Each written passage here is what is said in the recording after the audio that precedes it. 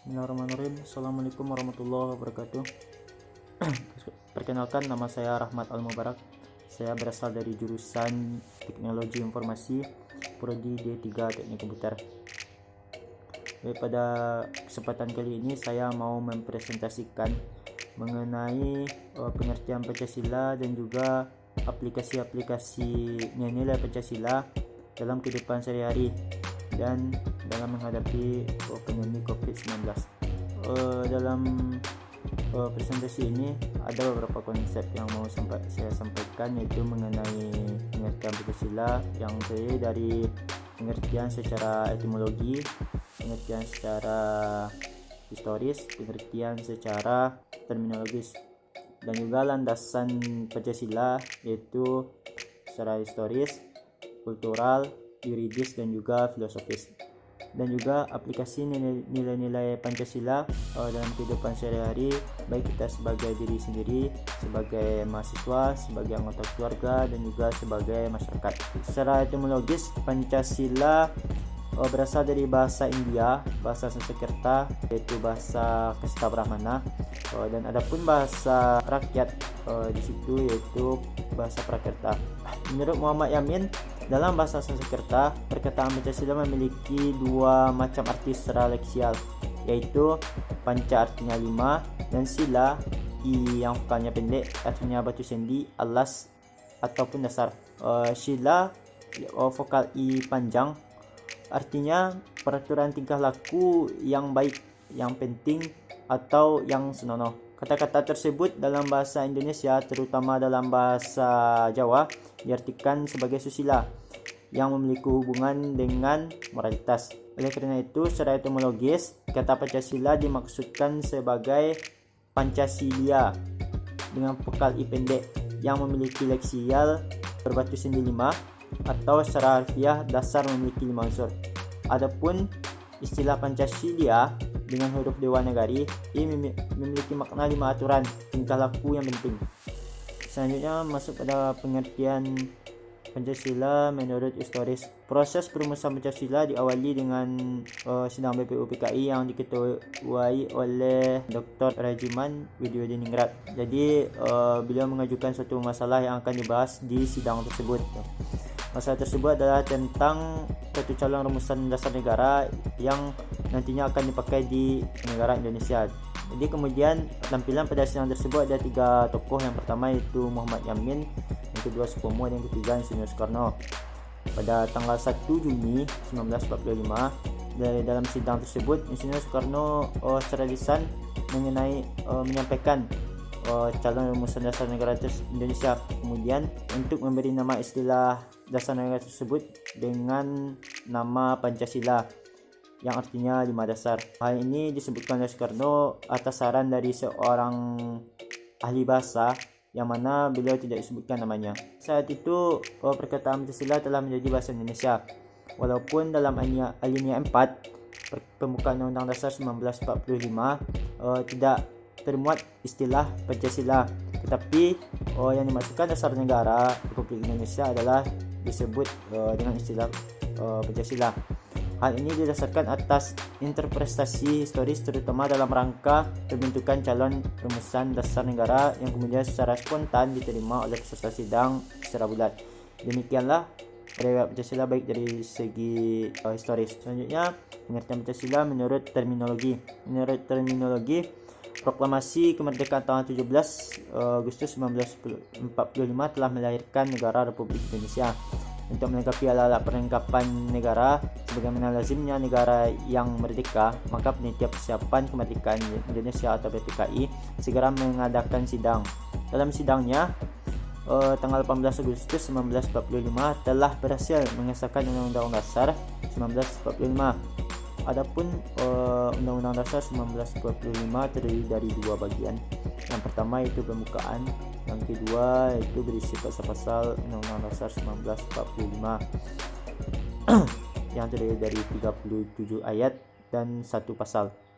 Dalam pembukaan Undang-Undang Dasar 1945 yang terdiri dari 4 alinea, tercantum rumusan Pancasila sebagai berikut. Yang pertama yaitu ketuhanan yang Maha Esa, yang kedua kemanusiaan adil dan beradab, yang ketiga persatuan Indonesia, yang keempat kerakyatan yang dipimpin oleh hikmat kebijaksanaan dalam permusyawaratan atau perwakilan, yang kelima keadilan sosial bagi seluruh rakyat Indonesia. Rumusan Pancasila sebagaimana tercantum dalam Pembukaan Undang-Undang Dasar 1945 yang secara konstitusional sah dan benar sebagai dasar negara Republik Indonesia yang disahkan oleh PPKI yang mewakili seluruh rakyat Indonesia. Namun dalam sejarah ketatanegaraan Indonesia, dalam upaya bangsa Indonesia mempertahankan proklamasi eksistensi negara dan bangsa Indonesia, maka terdapat rumusan-rumusan Pancasila yang berbeda. Seperti dalam Konstitusi RIS, yaitu Republik Indonesia Serikat, dan juga dalam Undang-Undang Dasar sementara, dan juga rumusan Pancasila di kalangan masyarakat itu ada beberapa perbedaan. Secara historis, nilai-nilai yang terkandung dalam setiap sila Pancasila sebelum dirumuskan dan disahkan menjadi dasar negara Indonesia secara objektif historis itu telah dimiliki oleh bangsa Indonesia sendiri, sehingga asal nilai-nilai Pancasila tersebut tidak lain adalah dari bangsa Indonesia itu sendiri atau bangsa Indonesia sebagai kausa materialis Pancasila. Landasan kultural. Bangsa Indonesia mendasarkan pandangan hidupnya dalam bermasyarakat, berbangsa dan bernegara pada suatu asas kultural yang dimiliki dan melekat pada bangsa itu sendiri. Nilai kenegaraan dan kemasyarakatan terkandung dalam sila Pancasila bukanlah merupakan konseptual seseorang saja, melainkan dari hasil karya bangsa itu sendiri yang diangkat dari nilai-nilai kultural yang dimiliki melalui proses refleksi filosofis pada pendiri negara. Oleh karena itu, generasi-generasi penerus, terutama kalangan intelektual kampus, sudah seharusnya untuk mendalami serta mengkaji karya besar tersebut untuk melestarikan secara dinamis, dalam arti mengembangkan sesuai dengan tuntutan zaman. Landasan yuridis atau hukum perkuliahan pendidikan Pancasila di perguruan tinggi diatur oleh Undang-Undang Nomor 2 Tahun 1989 tentang Sistem Pendidikan Nasional. Pasal 39 menyatakan isi kurikulum setiap jenis, jalur, dan jenjang pendidikan wajib memuat pendidikan Pancasila, pendidikan agama, dan pendidikan kewarganegaraan. Demikian juga berdasarkan SK Mendiknas RI nomor 232 U tahun 2000 tentang pedoman penyusunan kurikulum pendidikan tinggi dan penilaian hasil belajar mahasiswa pada pasal 10 ayat 1 dijelaskan bahwa kelompok mata kuliah pendidikan kewarganegaraan wajib diberikan dalam kurikulum setiap program studi yang terdiri dari pendidikan Pancasila, pendidikan agama, dan pendidikan kewarganegaraan. Sebagai pelaksana dari SK tersebut, Dirjen Pendidikan Tinggi mengeluarkan surat keputusan nomor 38 Dikti Ket 2002 tentang rambu-rambu pelaksanaan mata kuliah pengembangan kepribadian atau MPK. Dalam pasal 3 dijelaskan bahwa kompetensi kelompok mata kuliah MPK bertujuan menguasai kemampuan berpikir, bersikap, dan dinamis, berpandangan luas sebagai mahasiswa intelektual. Adapun rambu-rambu mata kuliah MPK Pancasila adalah terdiri dari segi historis, filosofis, ketatanegaraan, kehidupan berbangsa dan bernegara, serta etika politik. Pengembangan tersebut dalam harapan agar mahasiswa mampu mengambil sikap sesuai dengan hati nuraninya, mengenali masalah hidup terutama kehidupan rakyat, mengenali perubahan serta mampu memaknai peristiwa sejarah, nilai-nilai budaya demi persatuan bangsa. Selanjutnya yaitu landasan filosofis. Pancasila sebagai dasar filosofis sebagai negara dan pandangan filosofi bangsa Indonesia. Oleh karena itu sudah merupakan suatu keharusan moral untuk secara konsisten realisasikan dalam setiap aspek kehidupan bermasyarakat, berbangsa dan bernegara. Secara filosofis, Bangsa Indonesia sebelum mendirikan negara adalah sebagai bangsa yang berketuhanan dan berkemanusiaan. Hal ini didasarkan pernyataan objektif bahwa manusia adalah makhluk Tuhan Yang Maha Esa. Setiap aspek penyelenggaraan negara harus bersumber pada nilai-nilai Pancasila, termasuk sistem peraturan perundang-undangan di Indonesia. Oleh karena itu, dalam realisasi kenegaraan termasuk dalam proses reformasi dewasa ini merupakan suatu keharusan bahwa Pancasila merupakan sumber nilai dalam pelaksanaan kenegaraan, baik dalam pembangunan nasional, ekonomi, politik, hukum, sosial budaya maupun pertahanan keamanan. Selanjutnya itu aplikasi nilai Pancasila pada kehidupan sehari-hari dalam menghadapi pandemi COVID-19.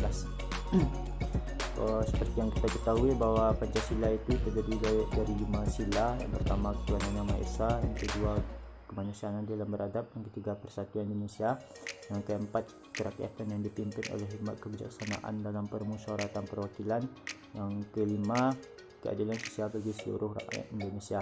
Jadi dalam berkehidupan berbangsa dan bernegara kita berpedoman kepada Pancasila ini. Jadi dari 5 sila itu akan saya jabarkan bagaimana penerapan ataupun aplikasi dalam diri sendiri, dalam keluarga, dalam sebagai kita mahasiswa, dan juga di dalam masyarakat. Baik, mungkin kita mulai dari diri sendiri. Contoh penerapan aplikasi dalam kehidupan sehari-hari dalam menghadapi COVID-19 ini dimulai dari diri sendiri. Untuk diri sendiri itu sila yang pertama ketuhanan Yang Maha Esa. Pengaplikasian sila pertama untuk diri sendiri adalah dengan tetap menjaga diri dan juga untuk senantiasa beribadah kepada Allah Subhanahu Wa Taala, baik itu di rumah ataupun di masjid. Dan apabila kita dihimbau untuk melaksanakan salat di rumah, kita melaksanakan di rumah. Tapi jika keadaan memungkinkan untuk melaksanakan salat berjamaah di masjid, maka dilakukan juga itu. Karena kita sebagai makhluk Tuhan Yang Maha Esa juga harus beribadah kepada Allah, agar diri kita sendiri ataupun orang di sekitar kita ataupun keluarga kita itu dilindungi oleh Tuhan Yang Maha Esa dari serangan virus COVID-19. Baik, selanjutnya sila yang kedua yaitu kemanusiaan yang adil dan beradab. Pengaplikasian agar selalu tetap berada di rumah dan juga tetap menjaga kesehatan, baik itu di lingkungan rumah ataupun di sekitar. Selain itu juga harus selalu menjaga kebersihan, dimulai dari hal yang mudah seperti mencuci tangan, menggunakan hand sanitizer ataupun menggunakan masker ketika berpergian. Selanjutnya sila ketiga itu dengan cara tetap mencari informasi-informasi yang aktual, informasi-informasi yang valid, informasi-informasi yang benar. Karena sila ketiga ini adalah persatuan Indonesia. Untuk menjaga kesatuan dan kesatuan kita harus juga mencari informasi-informasi yang valid, yang benar, yang nanti kita sebarkan ke masyarakat ya. Jika informasi yang kita sampaikan itu salah ataupun hoax, itu akan menimbulkan kekacauan, menimbulkan perpecahan, dan nantinya akan membuat kerusuhan itu di tengah-tengah masyarakat ataupun dari diri kita sendiri. Selanjutnya itu yang keempat kerakyatan yang dipimpin oleh hikmat kebijaksanaan dalam permusyawaratan perwakilan. Jadi pengaplikasiannya itu adalah tetap berdiskusi walaupun dalam keadaan lockdown seperti sekarang ini. Kita tidak bisa menyelesaikan permasalahan kita sendiri, maka kita membutuhkan orang lain. Jadi banyak aplikasi-aplikasi baik itu di Android ataupun di laptop, aplikasi-aplikasi yang memungkinkan kita untuk selalu berdiskusi dengan orang lain, baik itu menggunakan Zoom, WA ataupun lain sebagainya aja.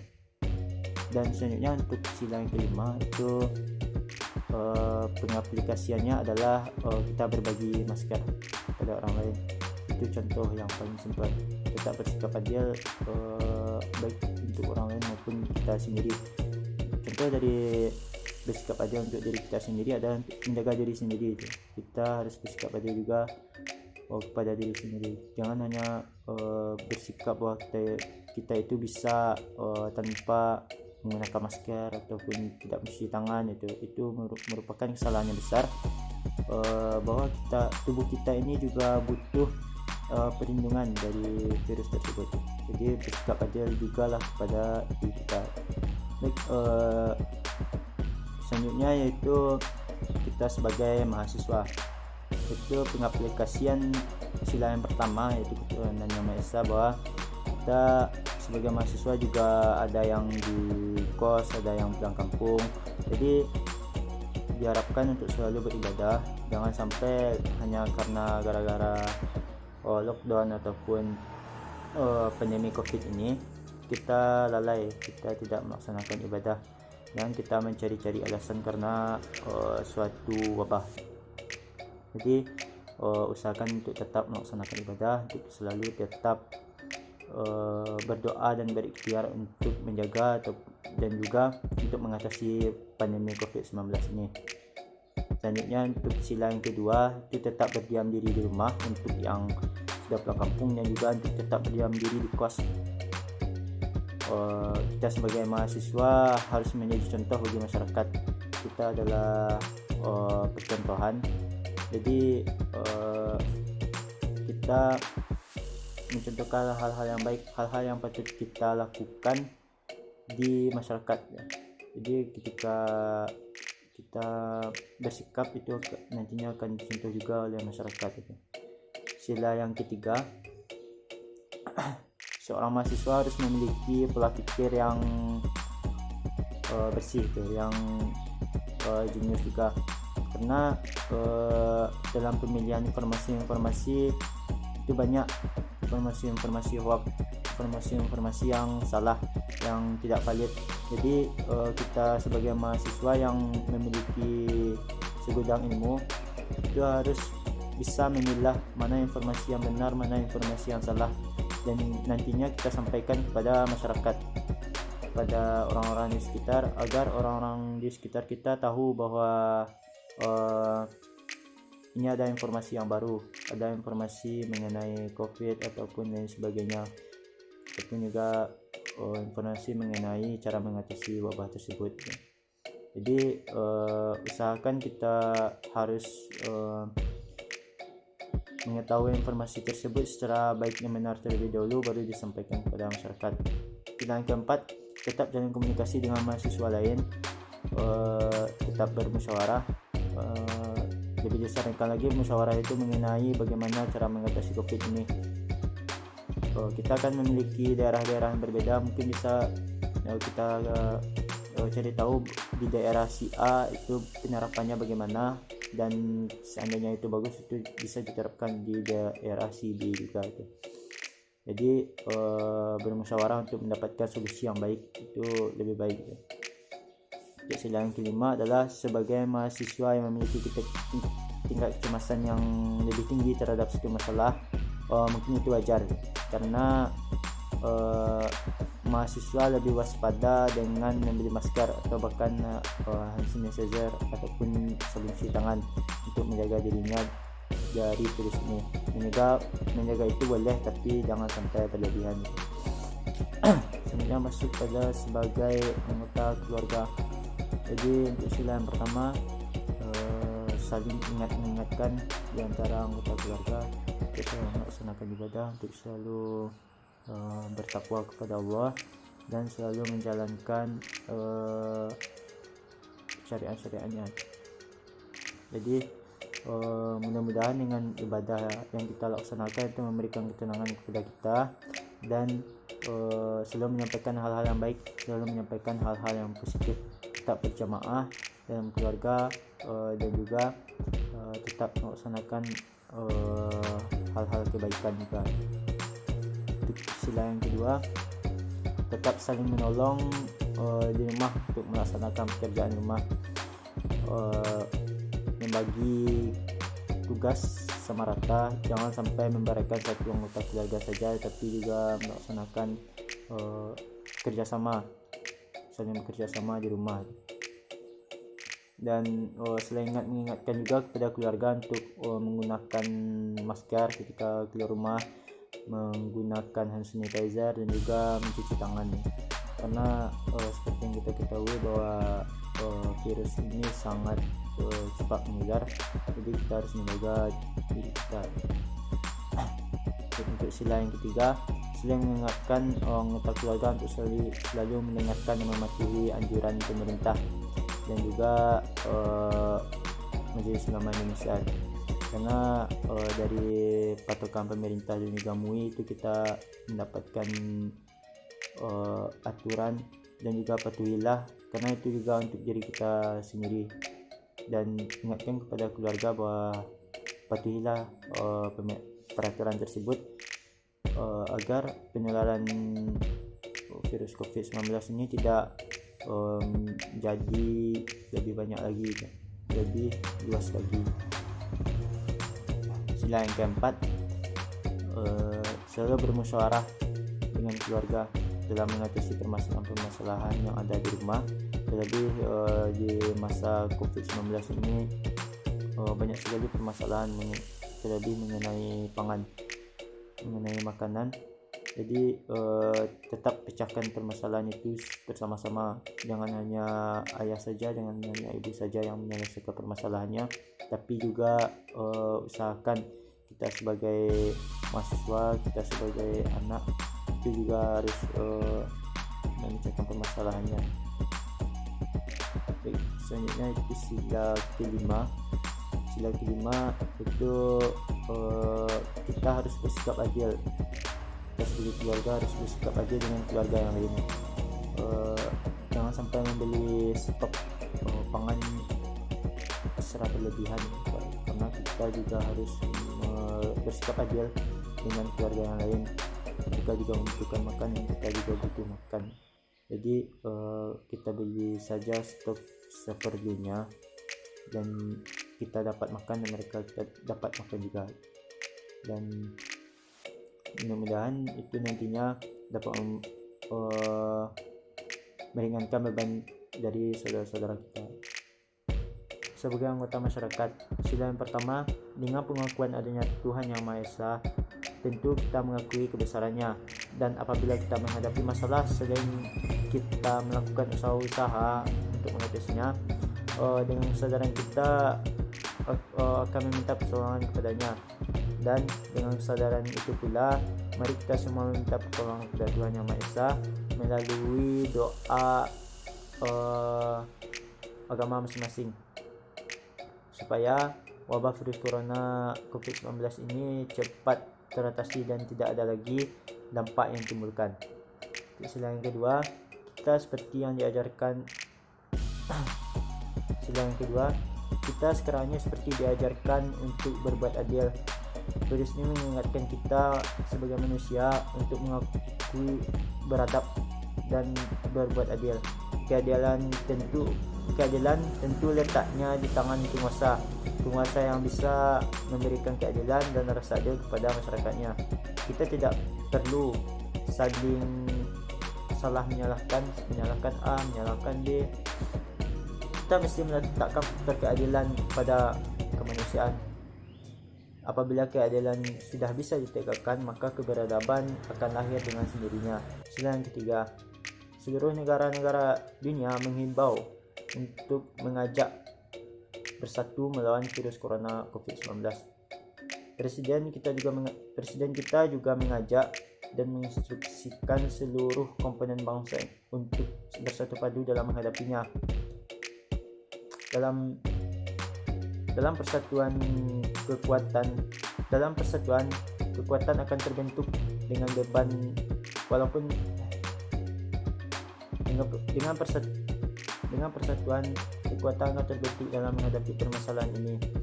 Kita telah memiliki azas itu dan bahkan secara telah membuktikan dengan persatuan kita dapat melawan penjajah hingga kita dapat merdeka. Rasanya virus ini pasti akan dapat diatasi dengan kita bersatu padu dan juga saling bersinergi dalam menghadapinya. Sila keempat, kepatuhan rakyat kepada pemimpin menjadi langkah yang terbaik dalam menghadapi virus corona. Perintah social distancing, lockdown, dan sebagainya adalah salah satu bentuk kepedulian penting kepada rakyatnya agar rakyat tersebut tidak terjangkit virus corona. Pemerintah diharapkan bijaksana juga dalam menghadapi wabah ini, termasuk efek yang ditimbulkan oleh akibatnya. Bisa dipastikan masyarakat banyak yang kehilangan pendapatan, bahkan bisa menimbulkan kelaparan. Sila kelima, semestinya virus COVID-19 ini tidak perlu mengajarkan kita tentang keadilan, apalagi keadilan sosial, karena kita sudah sepakat bahwa Pancasila adalah azas negara kita. Pelaksanaan sila kelima ini sangat dibutuhkan dalam menghadapi wabah ini. Jangan menunjukkan peran dalam menghadapi situasi ini, baik secara status sosial maupun status lainnya, karena banyak yang kita lihat itu ketika mereka melakukan pembagian bantuan, itu banyak yang menunjukkan status mereka, seperti hanya sebagai bupati ataupun sebagai wali kota itu, karena itu tidaklah, menurut saya tidaklah patut, karena memang kewajiban mereka untuk menyampaikan bantuan kepada masyarakatnya sendiri itu. Dan situasi ini akan bisa kita hadapi dengan menimbulkan rasa yang sama sebagai anak bangsa. Menunjukkan perbedaan status akan membuat ketimpangan dan menjadikan kita lemah.